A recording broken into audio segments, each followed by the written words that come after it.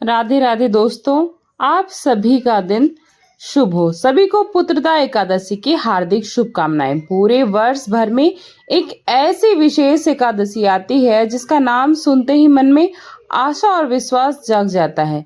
यह एकादशी विशेषकर उन लोगों के लिए वरदान मानी गई है जो संतान की कामना रखते हैं और अपनी संतान के सुखद भविष्य को, उनके दीर्घायु जीवन की कामना भी रखते हैं, और उन आत्माओं के लिए जो अपने जीवन को पापों से मुक्त रखना चाहते हैं। यह पावन तिथि है पौष मास के शुक्ल पक्ष की पुत्रदा एकादशी, जिसे कई जगह पर बैकुंठ एकादशी भी कहा जाता है कि इस एकादशी का व्रत सच्चे मन और श्रद्धा से करने पर भगवान विष्णु अपने भक्तों पर विशेष कृपा करते हैं।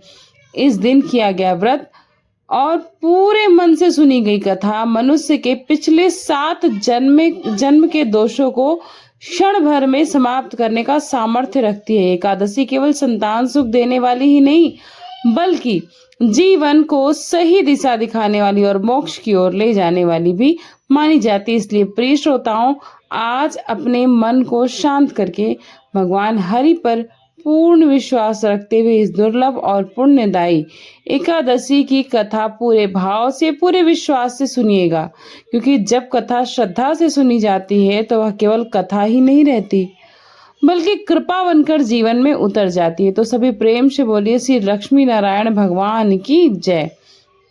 जय एकादशी मैया। धर्मराज युधिष्ठिर भगवान श्री कृष्ण से बोले, श्री कृष्ण, आपने शुभकारिणी सफला एकादशी का वर्णन किया, अब कृपा करके शुक्ल पक्ष की एकादशी का महत्व भी बतलाइए और उसका क्या नाम है यह भी बताइए। कौन सी विधि है और उसमें किस देवता का पूजन किया जाता है। तब भगवान श्री कृष्ण ने इस प्रकार कहा, हे राजन, पौष मास के शुक्ल पक्ष की जो एकादशी तिथि है उसे मैं बतलाता हूँ। सुनो महाराज, संसार के हित की इच्छा से अब मैं इसका वर्णन करता हूँ। राजन, अन्य एकादशी व्रतों की विधि से ही यत्र पूर्वक इसका व्रत करना चाहिए। इसका नाम पुत्रदा एकादशी है। यह सब पापों को हरने वाली उत्तम तिथि है। समस्त कामनाओं और सिद्धियों के दाता भगवान नारायण इस तिथि के अधिदेवता हैं। चराचर प्राणियों सहित समस्त त्रिलोकी में इससे बढ़कर दूसरी कोई तिथि है ही नहीं। पूर्व समय की बात है, भद्रावतीपुरी में राजा सुकेतुमान राज्य करते थे। उनकी रानी का नाम चंपा था। राजा को बहुत समय तक कोई वंशधर पुत्र था ही नहीं, इसलिए दोनों पति पत्नी सदा चिंता और शोक में डूबे रहते थे। राजा के पितर उनके लिए दिए हुए जल को शोकोच्छ्वास से गर्म करके पीते थे। राजा के बाद और कोई ऐसा दिखाई नहीं दे रहा था जो हम लोगों का तर्पण करेगा। यही सोच सोचकर पितर भी अत्यंत दुखी रहा करते थे। एक दिन राजा घोड़े पर सवार होकर घने वन को चले गए। पुरोहित आदि किसी को भी इस बात का कुछ पता ही नहीं था। मृग और पक्षियों से भी उस सघन वन में राजा भ्रमण करने लगे। मार्ग में कहीं सियार की बोली सुनाई पड़ती तो कहीं उन लोगों की। जहां तहां रीछ और मृग भी दिखाई दे रहे थे। इस तरह घूम घूम कर राजा वन की शोभा को देख रहे थे। इतने में ही दोपहर हो गई। राजा को भूख और प्यास सताने लगी। अब वे जल की खोज में इधर उधर दौड़ने लगे। किसी पुण्य के प्रभाव से उन्हें एक उत्तम सरोवर दिखाई दिया, जिसके समीप मुनियों के बहुत से आश्रम थे, और सौभाग्यशाली नरेश ने उन आश्रमों की ओर देखा। उस समय शुभ की सूचना देने वाले शकुन होने लगा। राजा का दाहिना नेत्र और दाहिना हाथ फड़कने लगा, जो कि उत्तम फल की सूचना दे रहा था। सरोवर के तट पर बहुत से मुनि पाठ कर रहे थे। उन्हें देखकर राजा को बहुत प्रसन्नता हुई और वे घोड़े से उतरकर मुनियों के सामने खड़े हो गए। फिर अलग अलग उन सभी की वंदना करने लगे। वे मुनि उत्तम व्रत का पालन करने वाले थे। तब मुनि बोले, राजन, हम लोग तुम पर प्रसन्न हैं। राजा बोले, आप लोग कौन हैं और आपका क्या नाम है? आप लोग यहाँ किस लिए एकत्रित हुए? यह सब बात सच सच बताइए। तब मुनि बोले, राजन, हम लोग विश्वदेव हैं, यह स्नान करने के लिए आए हैं। माघ निकट आ गया है। आज से 5वां दिन माघ का स्नान आरंभ हो जाएगा और आज ही पुत्रदा नाम की एकादशी है जो व्रत करने वाले मनुष्यों को पुत्र देती है। जब राजा ने हाथ जोड़कर कहा, विश्व देवगण, यदि आप लोग मुझ पर प्रसन्न हैं तो मुझे भी पुत्र दीजिए। तब मुनि बोले, राजन, आज के दिन ही पुत्रदा नाम की एकादशी है। इसका व्रत बहुत विख्यात है। तुम आज इस उत्तम व्रत का पालन करो। महाराज, भगवान केशव की कृपा से तुम्हें पुत्र अवश्य प्राप्त होगा। भगवान श्री कृष्ण कहते हैं, युधिष्ठिर, इस प्रकार उन मुनियों के कहने से राजा ने उत्तम पुत्रदा एकादशी व्रत का पालन किया। महर्षियों के उपदेश के अनुसार विधि विधान पूर्वक पुत्रदा एकादशी का अनुष्ठान किया। फिर द्वादशी को पारण करके मुनियों के चरणों में बारंबार मस्तक झुकाकर अपने राजा और अपने घर आए। इसके कुछ ही समय बाद रानी ने गर्भ धारण किया। प्रसव काल में आने पर पुण्यकर्मा राजा को अत्यंत तेजस्वी पुत्र रत्न की प्राप्ति हुई, जिसने अपने गुणों से अपने पिता को संतुष्ट कर दिया। वह प्रजाओं का पालक हुआ। भगवान श्री कृष्ण युधिष्ठिर महाराज से कहते हैं, इसलिए राजन, पुत्रदा का उत्तम व्रत अवश्य करना चाहिए। मैंने लोगों के हित की इच्छा से तुम्हारे सामने इसका वर्णन किया है। जो मनुष्य एकाग्रचित होकर पुत्रदा एकादशी का व्रत करते हैं वे इस लोक में पुत्र पाकर मृत्यु के पश्चात स्वर्गगामी होते हैं और इस महात्मा को पढ़ने और सुनने से अग्निशोष्म यज्ञ की प्राप्ति होती है। उसके बराबर फल की यह पुत्रदा एकादशी की कथा। अब मैं आज के वीडियो में आप सभी को 11 माता की भी कथा सुनाती हूँ। एक बार एक राजा बहुत ही बुद्धिमान और बलशाली था। वह राजा हमेशा अपनी प्रजा का बहुत अच्छे से ध्यान रखता था। प्रजा भी राजा को बहुत प्रेम किया करती थी। राजा की 2 बेटियां थी। राजा अपनी दोनों बेटियों से बहुत स्नेह करते थे। राजा की छोटी बेटी देखने में बहुत सुंदर थी और आकर्षित भी करती थी लोगों को। राजा की बड़ी बेटी छोटी बेटी के मुकाबले थोड़ा सा कम सुंदर थी। राजा की छोटी बेटी माता की पूजा किया करती थी और सभी लोग राजा की छोटी बेटी से बहुत प्रेम करते थे, उसकी प्रशंसा किया करते थे। राजा भी अपनी छोटी बेटी को बड़ी बेटी से अधिक प्रेम करता था, जिसके कारण राजा की बड़ी बेटी को अपनी ही छोटी बहन से बहुत नफरत होने लगी, जलन होने लगी। धीरे धीरे समय बीतता रहा। दोनों राजकुमारियां जब बड़ी हो गईं, तब पड़ोस के राज्य में रहने वाला एक राजकुमार राजा की बड़ी बेटी के लिए रिश्ता लेकर आया। लेकिन जैसे ही उस राजकुमार की दृष्टि राजा की छोटी बेटी पर पड़ी, वह राजकुमार राजा की छोटी बेटी पर आकर्षित हो गया, मोहित हो गया और छोटी बेटी से पहले ही नजर में उसे प्रेम हो गया। उस राजकुमार ने अब राजा की बड़ी बेटी के साथ विवाह करने से मना कर दिया। उसने राजा से कहा, महाराज, मैं तो आपकी छोटी बेटी से ही विवाह करना चाहता हूँ। यह सब देखकर अब तो राजा की बड़ी बेटी अपनी छोटी बहन से बहुत अधिक क्रोधित हो गई और राजा की बड़ी बेटी ने अपनी छोटी बहन को अपना सबसे बड़ा शत्रु मान लिया। राजा की बड़ी बेटी ने अपनी छोटी बहन से बदला लेने का निर्णय भी कर लिया। तो राजा की बड़ी बेटी ने अपनी छोटी बहन को जान से ही मारने का उपाय सोचा। अब बड़ी बेटी ने अपना छोटी बहन को लेकर मारने के लिए सबसे पहले एक लड्डू में जहर मिलाकर अपनी छोटी बहन को खाने को दे दिया। छोटी बहन बहुत भोली थी, उसे अपनी बहन के षड्यंत्र के बारे में अंदेशा भी नहीं था, तो उसने वह लड्डू बड़े प्रेम से खा लिया। लेकिन आश्चर्य कि छोटी बहन को लड्डू खाने के बाद भी कुछ हुआ ही नहीं। तो बड़ी बहन ने यह सब देखकर बहुत आश्चर्य किया, लेकिन अब भी बड़ी बहन ने हार नहीं मानी। जब एक रात को उसकी छोटी बहन कमरे में सो रही थी, तब उसने एक मटके में सांप रखकर उसके कमरे में छोड़ दिया, लेकिन सांप भी छोटी बहन को कुछ नहीं बिगाड़ पाया। जिसके बाद बड़ी बहन ने अपनी छोटी बहन से कहा, चलो बहन, हम लोग कुएं से पानी भर कर लाते हैं। छोटी बहन चलने के लिए तैयार हो गई। तब पानी भरने के बहाने बड़ी बहन ने उसे कुएं के पास लेकर गई और कुएं में धक्का दे दिया।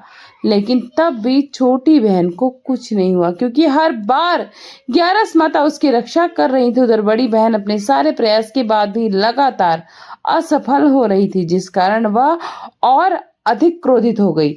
फिर उसने अपनी छोटी बहन के पास जाकर उससे प्रश्न किया कि मेरी छोटी बहन, क्या तुमको पता है कि भगवान ने सबकी मृत्यु एक निश्चित समय पर लिखी है और कैसे तुम्हारी या मेरी मृत्यु होगी, क्या तुम यह जानती हो? तब छोटी बहन ने अपनी बड़ी बहन को बताया, हाँ दीदी, बाकी का तो पता नहीं, लेकिन मैं जानती हूँ कि मेरी मृत्यु कैसे होगी। छोटी बहन से यह सारी बातें सुनकर अब तो बड़ी बहन मन ही मन प्रसन्न होने लगी। तब उसने छोटी बहन से कहा कि बहन, मुझे बताओ कि तुम्हारे मृत्यु का राज क्या है? अब छोटी बहन ने अपनी बड़ी बहन से कहा कि दीदी, मेरी मृत्यु तो एक तोते में है। जो तोते के गले में एक हार है, उससे ही मेरी मृत्यु होगी। जब तक कोई भी व्यक्ति तोते को मारकर उस हार को अपने गले में पहनेगा तो मैं मूर्छित हो जाऊंगी, और जैसे ही उस हार को अपने गले से उतारेगा तो मैं वापस जीवित हो जाऊंगी। अपनी छोटी बहन की मृत्यु का राज जानकर अब तो बड़ी बड़ी बहन की खुश हुई। उसने अपनी छोटी बहन को मारने के लिए उस पालतू तोते को ढूंढना प्रारंभ कर दिया। तो छोटी बहन को इस बात का आभास हो गया था कि कोई तो है जो उसकी जान लेना चाहता है, जिसके लिए एक रात वह अपने पिताजी के पास गई और उसने अपने पिताजी से कहा कि मेरी मृत्यु के बाद आप मुझे जलाइएगा मत, आप मुझे अपनी पुरानी वाली हवेली में एक पलंग पर लिटाकर छोड़ दीजिएगा। अपनी छोटी बेटी की यह बातें सुनकर राजा बहुत आश्चर्यचकित हो गए और दुखी भी। लेकिन राजा ने अपनी छोटी बेटी से पूछा कि बेटी, तुम यह क्यों कह रही हो? अभी तो तुम बहुत छोटी हो। पर राजा की बेटी ने बताया कि पिताजी, समय किसी के लिए रुकता नहीं है, क्या पता कब किसको क्या हो जाए, इसका किसी को कुछ पता नहीं होता। तब राजा ने उससे कहा कि तुम ऐसी बातें ना करो, क्यों क्या करती हो? 2-3 दिन बाद तो तुम्हारा विवाह होना है। लेकिन छोटी बेटी ने अपने पिताजी को ऐसा ही करने पर मजबूर कर दिया। उसने वचन भी नहीं लिया। तब राजा ने अपनी छोटी बेटी की बात स्वीकार कर ली और फिर समय आने पर 2-3 दिन के बाद जब राजा का विवाह का समय आया, तब राजकुमार बारात लेकर घर आए। अब राजकुमार और राजा की छोटी बेटी के विवाह की रस्में शुरू हो गई। इधर जैसे ही राजा की छोटी बेटी राजकुमार के साथ फेरे लेने के लिए तैयार हुई तो उसकी बड़ी बहन अपनी छोटी बहन के कमरे में जाकर उसके तोते को पकड़ लेती है और उसे जान से मार देती है।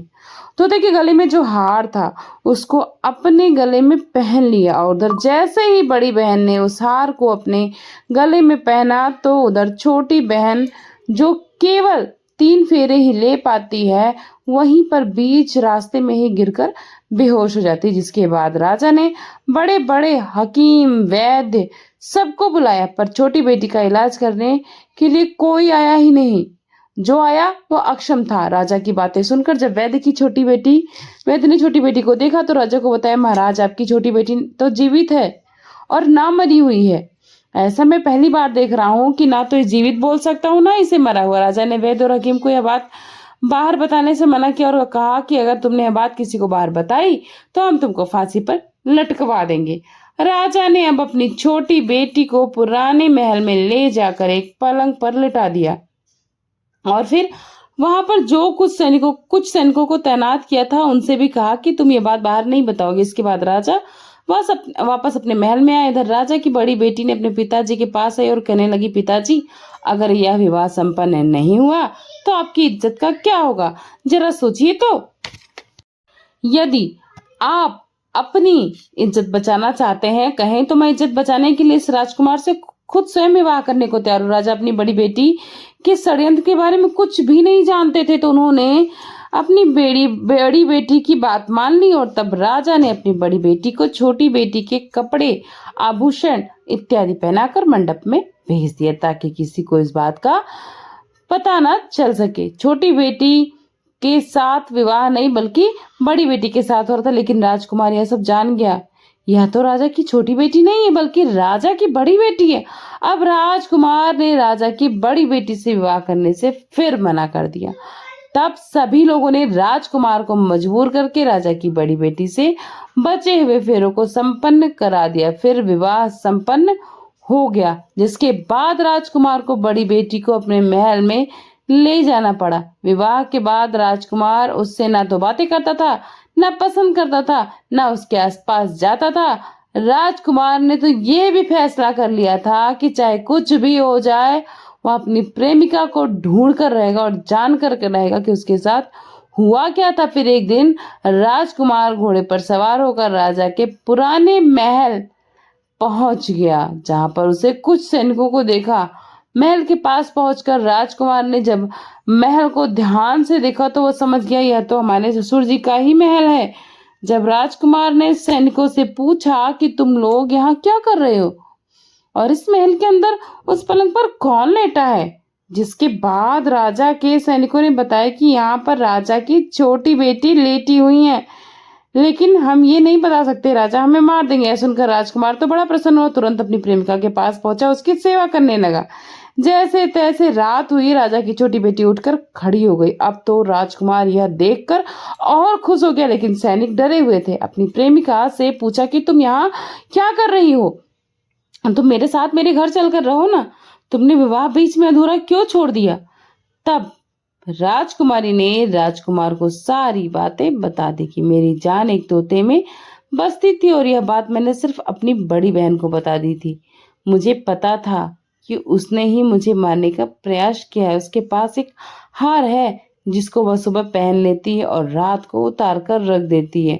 जब तक वह हार को पहने रखती है तब तक मैं मूर्छित ही रहूंगी, और जैसे ही वह हार उतार देती है मैं जीवित हो जाऊंगी, और जब तक मेरी बड़ी बहन के पास वह हार रहेगा तब तक मैं ऐसे ही जीवित और मूर्छित होती रहूंगी। अगर मेरी बड़ी बहन के पास जो हार है वह मेरे हाथ लग जाए तो मैं हमेशा के लिए जीवित हो जाऊंगी। सारा रहस्य जानकर राजकुमार ने छोटी बेटी के साथ ही रहने का निर्णय लिया और उसने अपने बचे हुए सारे फेरे उस पलंग पर लेटी हुई छोटी राजकुमारी के साथ पूरे कर लिए और अपना विवाह भी पूर्ण किया, और वह वहीं पर रहने लगा। देखते ही देखते समय बीतने लगा। कुछ ही दिनों में छोटी राजकुमारी गर्भवती हो गई। एक दिन राजकुमार को किसी काम से बाहर जाना पड़ा। तब राजकुमारी के पेट में बहुत तेज दर्द हुआ, जिसके बाद उसने एकादशी माता का आवाहन किया, जिसके बाद वहां पर माता स्वयं प्रकट हुई और उन्होंने उसका प्रसव कराकर उसे प्रसव पीड़ा से मुक्ति दिलाकर एक पुत्र की प्राप्ति करवाई। और वहीं से अचानक तभी राजकुमार भी आ गया। राजकुमार ने ग्यारस माता को देखा तो वह आश्चर्यचकित हो गया। उसने तुरंत ग्यारस माता को प्रणाम किया। ग्यारस माता ने राजकुमार से कहा कि जब तुम्हारा पुत्र 5 वर्ष का हो जाएगा तब तुम अपनी पत्नी का हार इसके गले में डाल देना। देखते ही देखते राजकुमार और राजा की छोटी बेटी का पुत्र 5 वर्ष का हो गया। तो राजकुमार ने अपने बेटे से कहा कि बेटा कुछ काम से मैं बाहर जा रहा हूँ, तुम अपनी माता का ध्यान रखना। ऐसा कहकर वह वहां से चले गए। लेकिन जब राजकुमार वहां से बाहर जा रहा था तब बड़ी बहन के सैनिकों ने उन्हें देख लिया और बड़ी बहन को जाकर सारी बात बता दी। इसके बाद बड़ी बहन ने अपनी छोटी बहन के पुत्र का अपहरण करवा लिया, उसको मरवा दिया। छोटी बेटी के पुत्र के 2 टुकड़े करवा दिए। पहला टुकड़ा चक्के के पास छुपाया और दूसरा टुकड़ा अपने पलंग के नीचे छुपा लिया। लेकिन ग्यारस माता यानी कि एकादशी माता ने अपने भक्तों के कष्टों को निवारने के लिए ही आती हैं, भक्तों को कष्ट में देख ही नहीं सकती हैं। एक भिखारिन का रूप धरा उन्होंने बड़ी बहन के पास गई, जिसके बाद वहां पर भिक्षा मांगने लगी। तो बड़ी बहन ने अपने नौकरों से कहा जाकर भिक्षा दे दो। लेकिन जैसे ही नौकर एकादशी माता को भिक्षा देने के लिए आए तो माता उन्होंने मना कर दिया, बोला मैं तुम्हारे महारानी से भिक्षा लूंगी। जिसके बाद बड़ी बहन आकर ग्यारस माता को भिक्षा देने लगी। तब माता एक बिल्ली का रूप धारण करके कमरे में चली गई और वहां पर छोटी बेटी के पुत्र के दोनों टुकड़ों को आपस में जोड़ दिया। टुकड़े जोड़ते ही वह राजकुमार पुनः जीवित हो गया। तब ग्यारस माता ने उस नन्हे बालक को वापस लेकर आई और अब तक ग्यारस माता ने राजकुमार का सारा रहस्य समझा दिया था। अब राजकुमार अपने बेटे को लेकर बड़ी राजकुमारी के पास गया और कहने लगा कि अगर तुम इसका ध्यान अच्छे से रखोगी तभी मैं तुमसे बात करूंगा। अब वह नन्हा बालक बड़ी राजकुमारी के पास रहने लगा। एक दिन राजकुमार अपने बच्चे से कहने लगा, बेटा आज तुम अपनी माँ से उनके गले का हार मांग लेना। अपने पिता की बात मानकर नन्हा राजकुमार अपनी माँ के पास गया और कहने लगा, माँ मुझे तुम्हारा हार चाहिए। यह सुनकर बड़ी राजकुमारी पहले तो बहुत क्रोधित हुई, फिर उसे याद आया कि राजकुमार ने कहा था अगर मैं इस बच्चे का ध्यान रखूंगी अच्छे से तो ये मुझसे बात करेंगे, जिस कारण उसने अपने गले में पहना हुआ हार उस बालक को दे दिया और बालक ने वह हार तुरंत ले जाकर अपने पिता को दिया। तभी राजकुमार अपने बेटे को लेकर वहां से जाने लगा और अपनी पत्नी से कहने लगा कि मैं आज शाम को तुम्हारे साथ आकर खाना खाऊंगा। ऐसा कहकर वह अपने बेटे को लेकर वहां से चला गया, जिसके बाद वह सीधा राजा के पास गया और उन्हें सारी बातें सच सच बता दी। राजा अपनी बड़ी बेटी की सारी करतूतें सुनकर बहुत क्रोधित हुए, साथ ही उन्होंने अपनी ही परवरिश पर दोष भी दिया और इसके अलावा राजकुमार को अपनी छोटी बेटी के साथ रहने के लिए आदेश दे दिया। इस प्रकार 11 माता की कृपा से राजकुमार और राजा की छोटी बेटी अपने पुत्र के साथ सुखपूर्वक रहने लगे। प्रेम से बोलिए एकादशी माता की जय। आप सभी को ये कथा कैसी लगी जरूर बताइएगा। मिलती हूँ नई कथा के साथ, नए अध्याय के साथ, नए वीडियो में। तब तक अपना खूब सारा ख्याल रखिएगा। Thanks for watching Purnima Keshav blog.